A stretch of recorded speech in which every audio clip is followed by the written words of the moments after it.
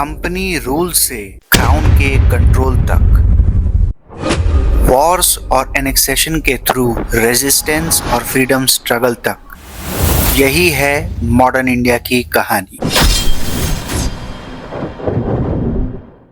नमस्कार, स्वागत है आप सभी का भारत तरंगिणी में। पिछले लेक्चर में हमने social and religious reform movements को कवर किया था। आज हम किसान और आदिवासी विद्रोह के टॉपिक को कवर करेंगे जो रिवोल्ट ऑफ 1857 से पहले हुए। भारत में ब्रिटिश सत्ता की स्थापना एक लंबी प्रक्रिया थी। इस प्रक्रिया ने हर चरण पर लोगों में असंतोष, आक्रोश और विद्रोह को जन्म दिया। जनता का यह विरोध मुख्यतः तीन रूपों से दिखाई देता है: civil rebellions, tribal uprising and peasant movement. एक एक करके हम इन्हें पढ़ेंगे एग्जाम के पर्सपेक्टिव से।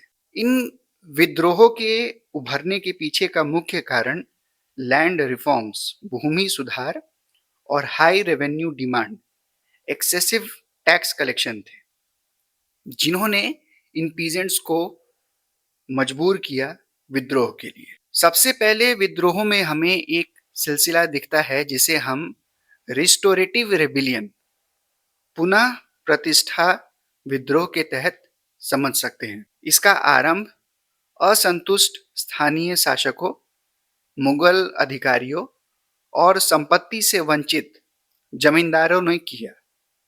अधिकांश मामलों में उनको स्थानीय किसानों का समर्थन मिला, जिनका उद्देश्य पुरानी व्यवस्था को या पहले के अग्रेरियन रिलेशन को बहाल करना था, फिर से लाना था। इस क्रम में 1778-81 के दौरान अवध के राजा चैत सिंह और दूसरे जमींदारों के विद्रोह का, और उसके बाद 1799 में डिपोज्ड नवाब वजीर अली के विद्रोह का उल्लेख किया जाता है। 1842 में बुंदेला राजपूत सरदारों ने विद्रोह किया। साउथ में तिरुनेलवेली डिस्ट्रिक्ट, नॉर्थ आरकॉट में 1799 और 1805 के बीच मद्रास सरकार को स्थानीय सरदारों का कड़ा विद्रोह झेलना पड़ा, जिनको पॉलीगर्स कहा जाता था। इसके अलावा पजसी राजा का विद्रोह हुआ, जिसने 1796-1805 के दौरान मालाबार को हिलाकर रख दिया था, और फिर ट्रेवनकोर के दीवान वेलुथम्पी ने विद्रोह किया। पीजेंट रिवोल्ट्स में हमें कुछ ऐसे विद्रोह मिलते हैं जहां पर किसानों ने खुद ही विद्रोह का पहल किया। बंगाल के उत्तरी जिलों में 1783 का रंगपुर विद्रोह ऐसे विद्रोह का एक आदर्श उदाहरण है। इस विद्रोह में हिंदू और मुस्लिम पीजेंट्स ने कंधे से कंधा मिलाकर युद्ध किया। इसी तरह 1830-31 में दक्षिण में नागर प्रांत में एक खुला विद्रोह देखने को मिला। इस काल के अनेक किसान आंदोलनों में धर्म ने एक महत्वपूर्ण भूमिका निभाई, जिसके सहारे किसानों ने ब्रिटिश राज को समझा और प्रतिरोध की धारणा विकसित की। इनमें सबसे पहला विद्रोह सन्यासी फकीर विद्रोह था, जिसने 1763 और 1800 के बीच उत्तरी बंगाल को तथा बिहार के साथ लगे क्षेत्रों को हिलाकर रख दिया। दशनामी सन्यासी अपने लड़ाकू परंपरा के लिए विख्यात थे।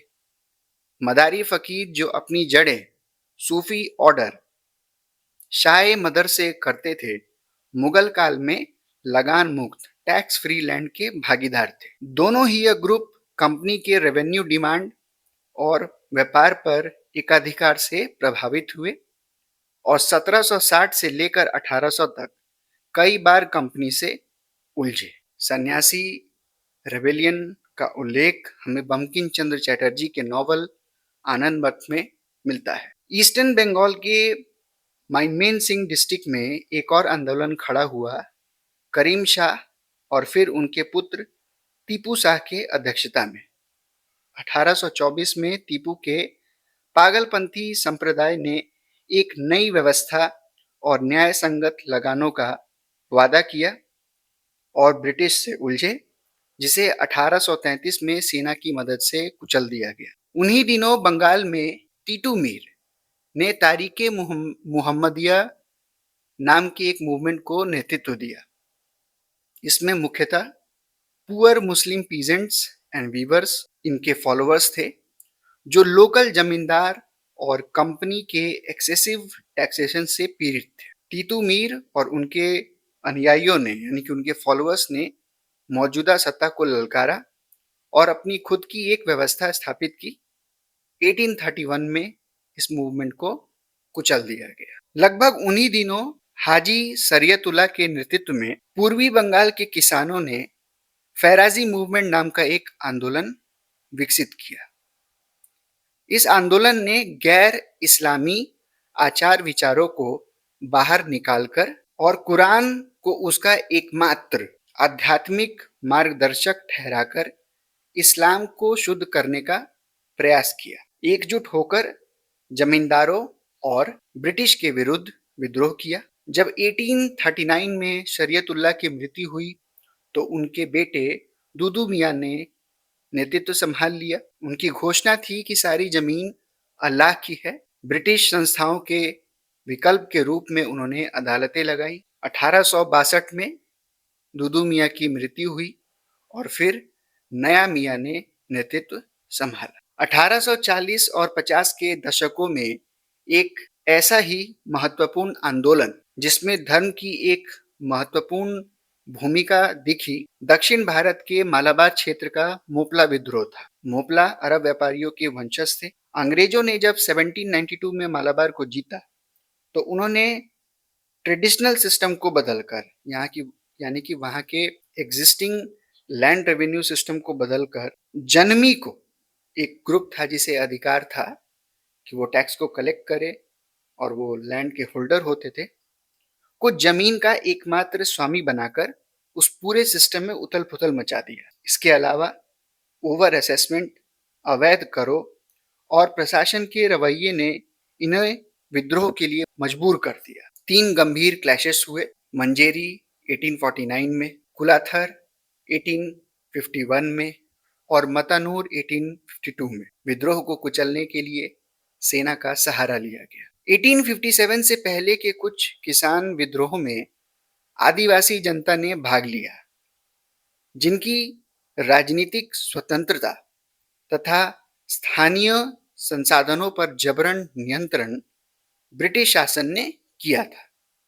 इसका उदाहरण है भील ऑफ खानदेश, रामोसी पुरंदर के, कोली अहमदनगर के, कोल अपराइजिंग जो छोटा नागपुर, सिंगभूम और बिहार के रीजन में होता है, और किट्टूर अपराइजिंग, चिनावा का, सतारा अपराइजिंग और रिवोल्ट ऑफ गडकरी इनके प्रोमिनेंट एग्जाम्पल्स हैं। 1855-56 का संथाल हूल यानी कि विद्रोह इस काल का सबसे प्रभावशाली आदिवासी आंदोलन था। ये संथाल पूर्वी भारत के विभिन्न जिलों में बिखरे हुए थे। अपने घरों से भगाए जाने पर इन्होंने राजमहल की पहाड़ियों के आसपास का इलाका साफ किया और उसे दामिने को पहाड़ का दमन नाम दिया। फिर इन इलाकों में ब्रिटिशर्स और बाहरी लोगों का आगमन हुआ जिन्हें संथाली दिक्कू कहते थे। 1855 में जब सरकार ने उनकी चेतावनी अनसुनी कर दी तो अपने नेता सिद्धू और कन्हू के नेतृत्व में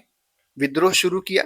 यह विद्रोह तेजी से फैला तथा भागलपुर और राजमहल के बीच एक बड़े क्षेत्र में कंपनी का शासन लगभग पूरी तरह समाप्त हो गया, जिससे सरकारी तंत्र में बौखलाहट मच गई। विद्रोह को कुचलने के बाद संथाल आबादी वाले क्षेत्र को संथाल परगना नाम से एक अलग प्रशासनिक इकाई बना दिया गया, जिसमें उनकी अलग आदिवासी संस्कृति और पहचान को मान्यता दी गई। शहरी वर्ग भी इन विद्रोहों से अछूता नहीं रहा।